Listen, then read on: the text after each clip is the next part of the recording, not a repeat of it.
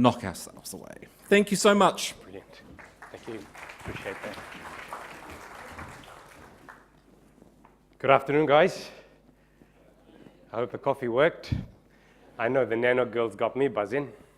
And buzzing for two reasons. My wife's a med scientist as well. And I travel a lot for my work. And she's stuck in Singapore with the kids. So she booked to go see the nano girl. She was there a couple of weeks ago. And I decided to bugger off again. And this time I said, we're all going together. We went to Bali for a family holiday. And she was grumpy all the way through. Only for me to send her a text now and a selfie with the nano girl. So she came back and said, normally she said, break a leg before you present. She goes, I hope you bleep, bleep, bleep. So I'm going to turn up home on Saturday afternoon in Singapore. It's probably going to be around 30 odd degrees with that scarf on my neck. Because I was listening to that and that was fantastic. And the other thing I'm really excited about, guys, is you all can understand me. Doing this across Asia and a lot of markets, I have to slow down. And I love the language we use in presentations here. It's fantastic. It's like being back home, and it is home. So, born in the Fiji Islands, grew up in West Auckland, and now moved over. Pranay is my name. Worked in contact centers and customer experience all my life, designing and building and all that sort of stuff. And now I run the region for Dimension Data, building this business across the globe. What I'm going to spend the afternoon talking to you, and we're going to rush a bit because we want to make up some time, is this whole world of customer experience and what digital's done for us. And we've called it out, Digital Crisis or Redemption, the Uncomfortable Truth. I'm talking about a global customer experience benchmarking report, which we've been doing for 20 years, and we'll just go into that. But what I've done is, I'm going to provide some stats on New Zealand versus global and how we are punching above our weight or not. And the beauty about the data is you can manipulate it any which way you want. So the way I interpret data, you could do it, whichever way you want. So try and crack into it. So we've been doing contact center customer experience benchmarking for 20 years now. And as the industry has evolved, we've seen the traditional contact centers being overtaken. We've seen these digital channels come in, and trust me, digital, we've been doing it in contact centers for a very long time, right? We started the move to this multi-channel world. And then very quickly we found out that we really messed things up. And then the whole industry started talking about omni-channel, a connected experience. Omni-channel is no different than doing multi-channel right. We cocked it up the first time. We're trying to do this again as an industry, right? Let's see how far we've progressed. But following very closely, the next 2 years all about omni-channel. That's what the report is telling us. Is this whole world of proactive and customized CX. I can't believe how much of outbound calling is happening in markets like Thailand, right? Proactive outbound, using social media to get information of a guy who's pissed off with his bank, look at his profile, get his contact information, reach out to him. But along the horizons, we've got this interesting and exciting world that will reimagine the whole world of customer experience, contact centers and the likes. And that's artificial intelligence and that world of robotics. I'll share with you use cases of what's happening today in Asia and what we're going to see more and more as we evolve as an industry. Just briefly on the benchmarking report. We've been doing this for 20 years. We have over 3,000 people participate, but only half of them make it to the survey, right? 40 industry associations. We're grateful to the CCiNZ. They've been a strong partner for us. Without you, we cannot get this, we're nowhere with this survey. And it's because of your work and your enthusiasm, we are able to provide you New Zealand-specific data for this report.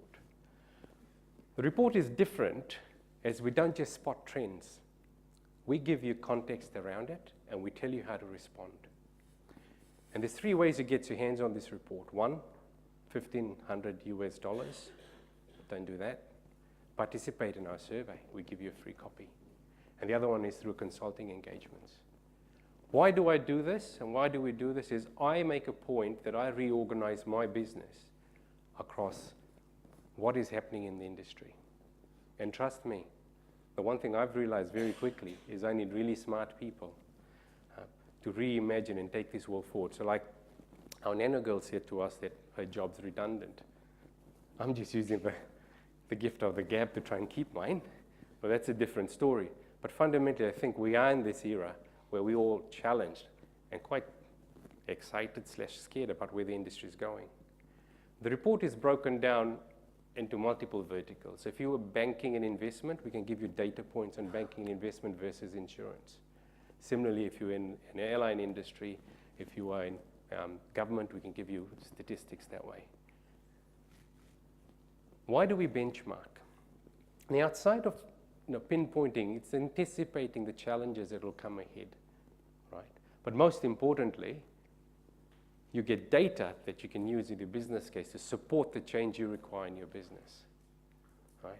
So we have a lot of people participate in our benchmarking report, a lot of customers across the world, and most of them, some of them are our customers, some aren't.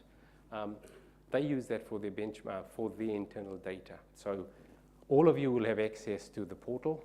We will share that. We'll send you the slides. Use the data points. Just quote the reference. What is it? No, we do not evaluate Enghouse and Genesis and Cisco and Avaya. We don't do that. Technology is one part of the pillar. So we look at the entire crux of a contact center, from strategy to customer experience through to technology. It's a report done by contact centers for contact centers. So it's an excellent way for you to actually learn from each other, take the data points, and see how relevant that is to your business. And some alarming things have come out in this year's report as to what the industry talks about, what the vendors who come and try and sell stuff to you talked about, and what actually is happening. And that's the uncomfortable truth I want to unpack today. So I've kind of summarized the slides into 4 distinct pillars, right? We'll look at the uncomfortable truth, but we'll look at the world of digital and the dominance digital has in our world, right? The world's taken this new skin. We formed this new skin, right? I travel a lot. I use Uber. I don't use Uber because I don't want to carry a local currency. I use it because it's one app on my phone. The receipts go to the PA. She does the expense claim. It's one app on the phone. And if ever I get kidnapped, they'll probably know where I went, but that's a different story. They don't kidnap me. They're too scared. The fundamental difference is the powers come back to me. Not only that I get to choose my ride, I get to rate the fella. I get to share my ride. So the whole thing's kind of moved over. I used to be one of the biggest customers, Real Groovy. I mean, some of you are probably too young to remember Real Groovy down in Auckland, Upper Queen Street. Sad day when that closed, but Spotify. So the way we work, live, and play has changed, and it's changed forever, right? But what is it that we get out of these apps? It's the experience, right? So we're going to talk about that a bit. We're going to look at the journey. We're going to look at the omni-channel, the connected experience, or the lack of, that the report's pulled out. We'll look at data. There's a nice saying with my team, right? If your customer's king, data is the sovereign currency. You can manipulate it any which way we want. Let's see what we are doing with data. And last not but least, let's look at man versus machine, right? Let's look at this artificial intelligence space, and let's make sense of it. You can't fight it, right? And before we go to that subject, I'll tell you now, I don't think, and I believe that you will not send agents home because the robots will take over just yet. You'll hit your service levels. You won't wait on the telephone for 25 minutes when you're trying to get through. So we're going to unpack that a bit, and I'll share some examples as I go through.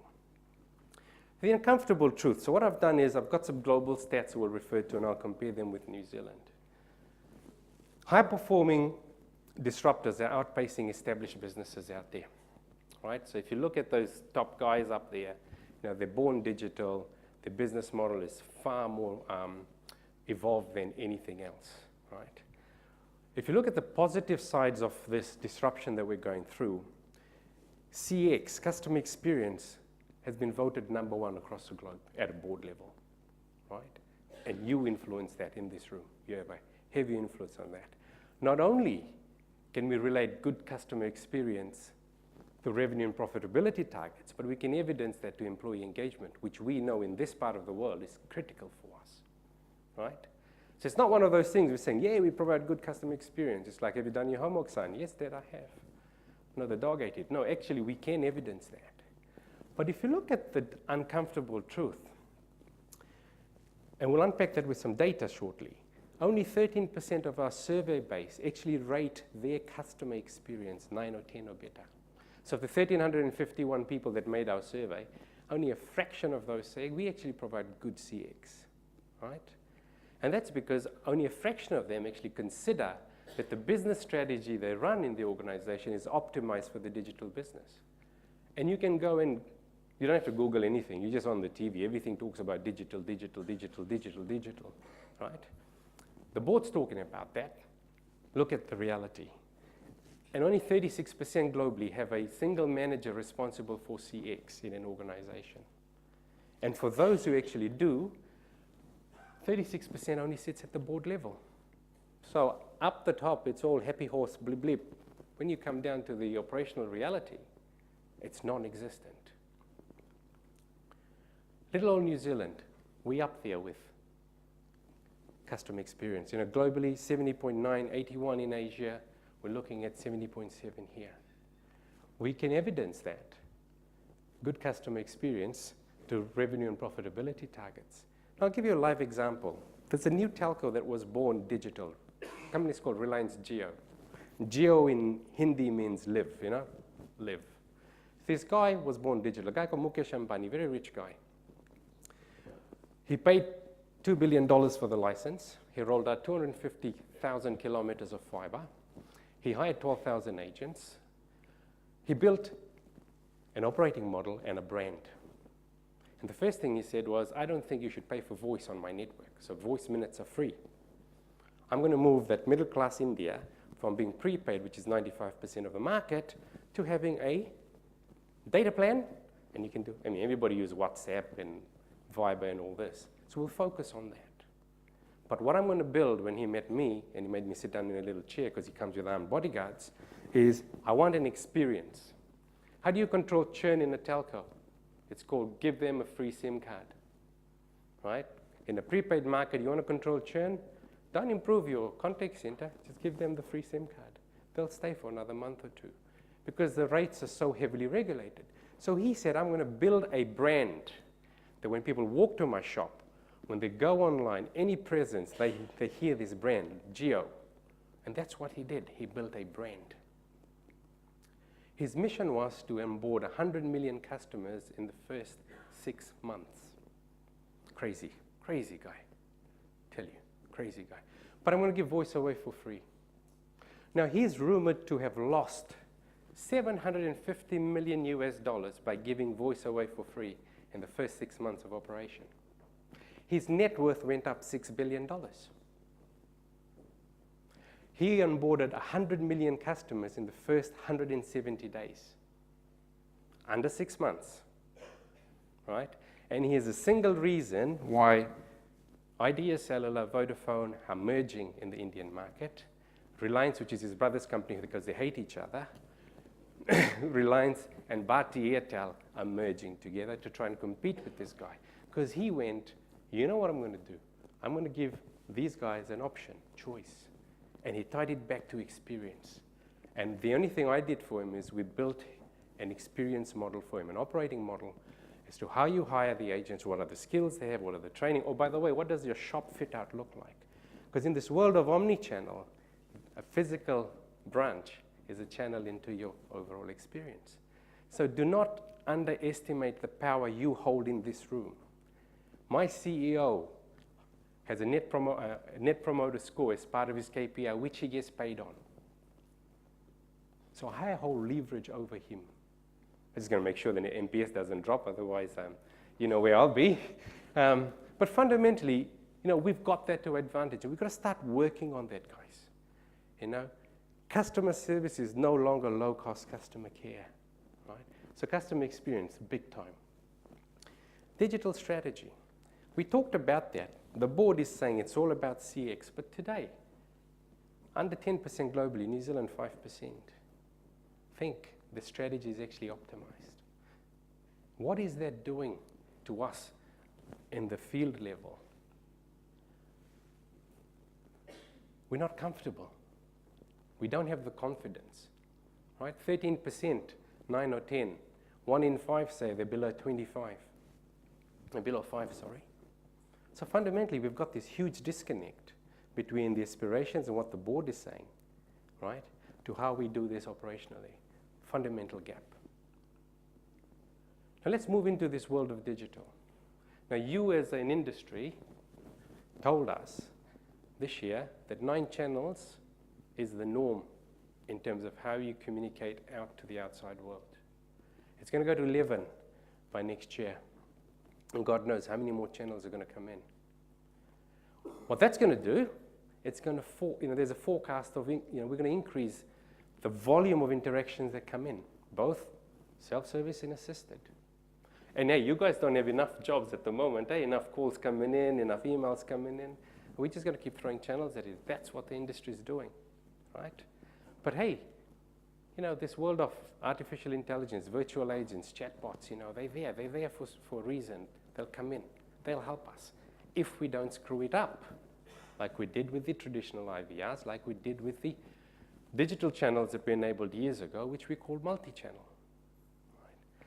But then let's look at where we are down, the uncomfortable truth. How aware are you of solutions? How many of you worked with visual IVRs here in the room? Very smart telco we work with.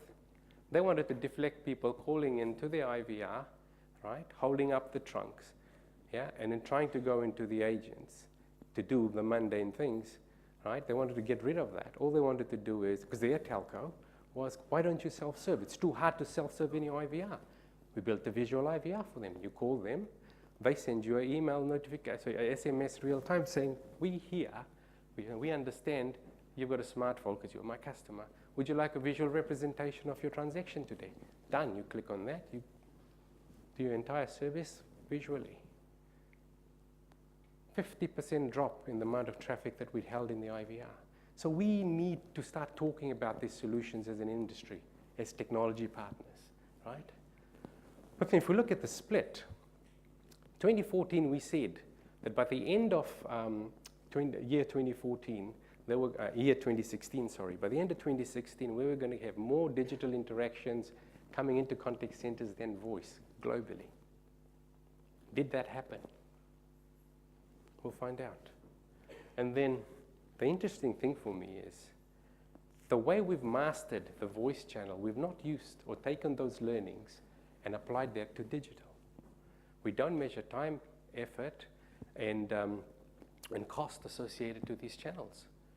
And we struggle to justify our existence in the contact center, right, if it's past voice. So these are some of the uncomfortable truths in the digital space. Now, if we look at the services supported, right, the big things around virtual assistant, in a year in New Zealand, you were saying 42% of you are looking at virtual assistants into the contact center. So huge growth areas, right, and web chat, etc. Right. With anything robotic coming in, you need a sound knowledge base. So you've got to make sure you've got the one source of truth, or your sources are interlinked in a manner that when your customers or your agents go for it and try and self-serve using these robots, that they get the same information, right? So fundamentally, as we see these statistics jump up and up and up, we expect that we tie the data together. And that is not happening. So again, we're going from 9 to 11, right? And God knows how much more. And what's that's doing to our interaction volumes? New Zealand, no different. 73% are saying that it's going to increase from not only fully automated, but the overall interactions. 67% is saying you're going to get more interactions in your contact center. How many of you can get more agents in your contact centers? You go to your bosses and say, hey, I need 3 more headcount, FTEs. And they go, no problem, let's sign the check. Does not happen. So we've got to find ways of doing that. And while we're gathering all these channels, there's this tsunami that's coming our way. In some cases, some organizations, it's hit you right in the face. It's that data tsunami. We'll talk about that next. But fundamentally, as the channels increase, the interaction volumes are increasing, when the interaction volumes are increasing, we're seeing CSATs going down. So the benchmarking report has over 950 data points. I wasn't going to go through all of them because you'd kill me. But fundamentally, you need to take hold of this and you need to start making sense of how does this apply to your business. Now let's look at the interaction volumes. In New Zealand, your desired model was that you wanted 30% of all your interactions coming in answered by telephones and the rest moving into self-service or fully automated channels. That did not happen. Now, when we look at that 50-50 split, only one market in one vertical actually achieved that, and that was the banking sector in Asia that actually hit 50%. Cal smile. 50% past the 50% threshold. And why is that? Right? The answer is right in front of us. Our customer journeys, they're silos, right? So you can see that we've got this dilemma in the boardroom. Everybody is giving each other a high five. We're going down the CX route. We're not investing on a strategy perspective. We've got all these channels coming in. And you will quickly see that the issue is not only how we actually think about these things, but what are we actually doing at a ground level, right? So the positives are that connecting customer journeys or omni-channel customer journeys are a number one priority in New Zealand. It's number two globally, just behind analytics. But in New Zealand, it is number one, right? And there's some positives, as people have done this, they can track their journey, they can find blockage points, right? Not so good in New Zealand at the moment, right? But let's start moving into what are we doing? So how many of you have had a pitch from an integrator or a vendor or anybody who's come in and say the world is about omni-channel the last few years? Omni-channel, omni-channel, omni-channel. Globally, 8.4% say they've achieved omni-channel, and I think that's generous. And in New Zealand, we're saying 3%. Yeah. Singapore, they're quite honest people, to be honest. They've said 0 of us have got omni-channel, right? And the question I ask you is connecting all channels in your business the right thing for your business? Are you going to look at omni-channel or are you going to look at omni-value?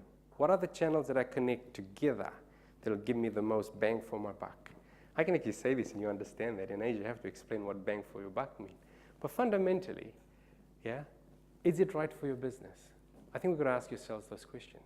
Because if it was right, that would be closer to 100%. And why aren't people doing it? Our systems aren't integrated. Things have become a bit too hard, right? And that's contributing to us not being able to track our customer journeys. We don't understand the blockage points. We are flying blind. Actually, if it's a voice call, we probably set the recordings, listen to it, but we don't even record any of the emails. We don't record any of the social media interactions we have, if you do have. So again, we're flying blind.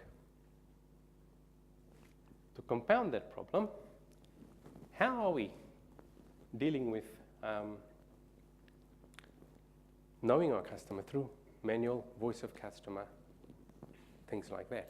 And don't get me wrong, I think voice of customer is very important, but is that what's going to keep you ahead of the curve? This whole thing around analytics, real-time data crunching, big data, huge fudge words, right? What are we doing? We're not actually using that.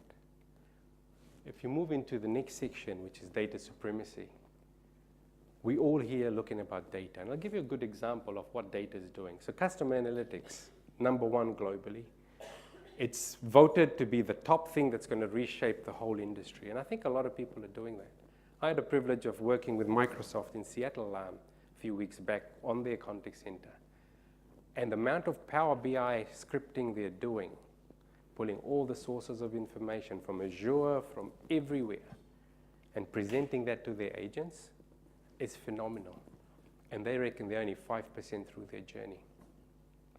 Right? So data is our number one weapon moving forward. But we've got this tsunami hitting us very soon. Now, looking at that, we kind of look at this and say, right, we need to get all the data so we can actually understand our customer and then we can start doing something with him. I'll give you an example. The reason why we've not achieved anything in analytics is because we are looking for that needle in a haystack. There are a lot of actionable data you have in your business today on your customers that you're not using. So in Singapore, you live in condos. So I've kind of gotten used to that. You go and live 10 floors up. And we do online shopping. Now, after my third order, I've got a 5-year-old and a 7-year-old, right? We ask for the delivery to happen after 6:30 p.m. 6:30 p.m., please come in. So after my third delivery, the guy reached out to me. The company's called Red Mart. Steinlager, you can buy that on that shop, by the way. He reached out to me and said, can I come at 8:30, between 8:30 and 9:30? I'll give you $2 off. So for me, the Indian in me kicked in going, whoo, $2 off. Yay! My wife goes, that'll be great. You're never bloody home. I'll put the kids who go to bed at 8 o'clock, that doesn't change wherever we live. Kids bed 8 o'clock unless you're sick. All right, kids in bed. I can put the groceries away without climbing on people, etc., etc. And she goes, you know what, the milk, the cheese, they're all going to be fresh and they're going to be thawed out. And it's good for the environment. I'm like, yeah, $2 off. But 3 deliveries, and that's, in my house, probably 2 weeks, is all it took for him to reach out to me and say, this guy is asking for delivery at 6:30 and 7:30. Peak traffic in Singapore. And they can't deliver through the railway system, right, because it's all underground, so at the gridlock. 3 deliveries. Now, I'm sure in each one of your business, you have that type of actionable data that you can take and do something with it. Quite often, we are looking at that entire thing. It's quite cloudy out there. Yeah. So focus on the actionable data bits. I think that's important. And again, New Zealand, no different. We are talking about customer analytics, reshaping what we're going to do, right? And the usage is growing. Some of the guys are pulling things through. We've still got a long way to go. I've got 5 more minutes, I think, so I will quickly summarize the man versus machine section. I think it's quite important. You know, everybody's talking about that. You know, virtual assistants, AI, robotics. So I'm going to bring this real. So one of my clients, every year, he's a bank, you get a credit card fee, annual fee. And for you to get that reversed, you need to call in and key in your IVR, your credit card details if you can, or speak to an agent, and within 5 to 7 days, it gets reversed because you spend a lot of money on your credit cards, you meet the criteria. But the onus is on you, Mr. Customer, to phone in and do that. So 5 to 7 days. So we've just deployed RPA, robotic process automation, in a bank where when you finish a transaction, anywhere between 1 to 3 minutes, that entire transaction is finished. The money is reversed. Similarly, there's been tons and tons of use cases coming up where people are taking mundane tasks and they're automating it. A large telco in the Philippines, we've taken 5 different screens where they get data from to populate something and then give it to someone to start actioning, right? You automate that. So robotics and this whole world of artificial intelligence, they're not there today. They're not coming in to replace what we're doing. You know, replace all of you. They're going to do the mundane tasks that we are struggling to keep up with. And this is why I say we might hit service levels in our centers. But the word of caution here is let's not cock it up again. To do anything, yeah, you need that continuous service improvement. You need to train these robots. You need to analyze the journeys you're giving them. You need to see what's working, what isn't. So you need to design, you need to measure, and you need to continually improve it. And that's what some of you as leaders in this room are going to be doing. You're going to free up your agents to talk to me when I call in and not wait for 20 minutes. And I think that's the exciting bit at the moment. And we're already seeing some use cases. So absolutely, digital is driving, and it's full steam ahead. We're using digital to actually proactive. The goal is we want better customer experience. The reality is as digital volumes have gone up, CSATs come down last 6 years in a row. That's what the report will also tell you, right? So we've got to take a good look at ourselves over here. The technology that we deploy today, huge percentage, 43% in New Zealand. You're not even convinced it meets your current requirements around digital, let alone your future requirements, right? And one of the reasons for that is simple. You are not involved in the designing or procuring or the decision-making process when it comes to procuring new technology, new contact center solutions, etc. That's what's been happening. So alarmingly, over 40% of contact center operations are not involved in this. It's like you going home and saying, my friend, telling your wife, you're not only going to fit in this dress, you're going to look good. I've been married 15 years. I actually got married here 15 years ago, this same room, kind of bigger, because there was nothing bigger that'll hold Indian people then. Anyway, but I don't buy my wife anything physical. I buy her voucher, not for the shop, but for the entire shopping mall, because you never know what she wants. A lot of people today confirmed what I was always thinking about my wife, you know.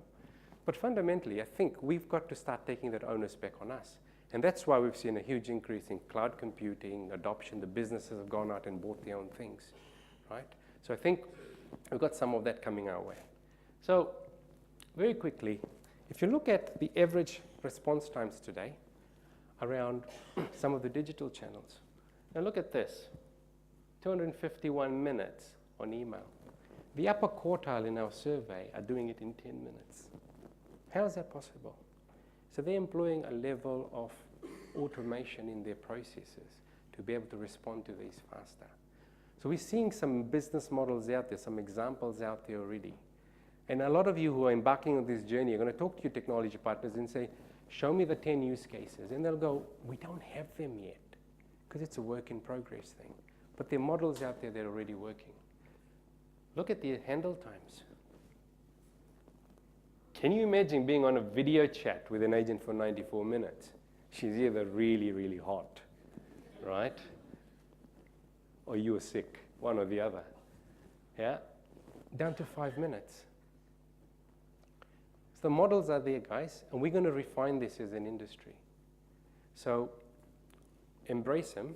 You can't fight it, because it's like pushing uphill. So in conclusion, last slide, I think. So we've got technology that's empowering some of the new things that are coming in. You know, NanoGirl did a fantastic job of doing half the things I was going to say, right? The upper quartile is already showing us the art of the possible, right? Some use cases are there. And investment in technology in your business have increased, right? Your business is spending more and more in technology. But we still got to measure these. We can't not measure these things. We've got to employ those quality mechanisms like we do in the voice channel. Move those learnings over, and you've got to get involved.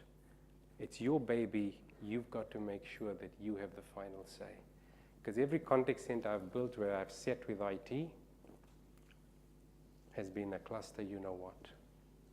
It does not work. You run it, you understand it, you've got to be part of that. So, in conclusion, that world's formed the digital skin. As leaders, commit to it. Your customers demand it. If you don't, you will be irrelevant. Journey. Understand your customer's journey. Understand them. And if you don't want to connect everything, don't. Start somewhere. By the way, that's not what my company line says. That's what I said, right? I don't believe, personally, I don't believe in omni-channel. I believe in omni-value, right? If somebody will convince me 3 years down the line, I'm an omni-value person. Connect what's going to work and what should work together. Use the data. Don't look for that big data will come and save my world. Use it. Find those little things. Be the red mart of your company. Know this idiot wants a delivery at 6:30 and tell him 8:30, give him $2. You'll save $5 in fuel. And let's see what happens with CX in terms of robotics. Is that what's going to save our bacon, or that's going to add more to the mess we're already in? I think the onus is on us to now reshape what that's going to look like. The robots will do nothing for you if you're not involved in the designing and the continuous service improvements, right? It's going to do nothing for you. So you need to take ownership of that. Anything I've spoken about, plus everything else, you've got access to the data portal. It's online. In our report, it's on page 8.